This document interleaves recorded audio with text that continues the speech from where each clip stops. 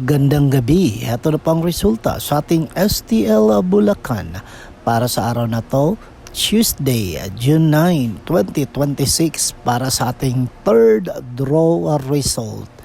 Ilabas na mga STL tickets at heto na ang resulta sa ating third draw. At para naman po sa ating STL Bulacan third draw result, ang resulta ngayong gabi ay ang kombinasyong ito.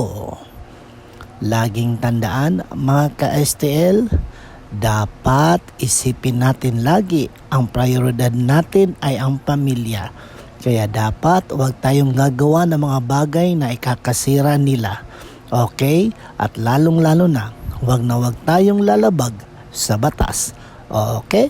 Don't forget to subscribe, Purple Green TV. Paki-like at share po. Thank you.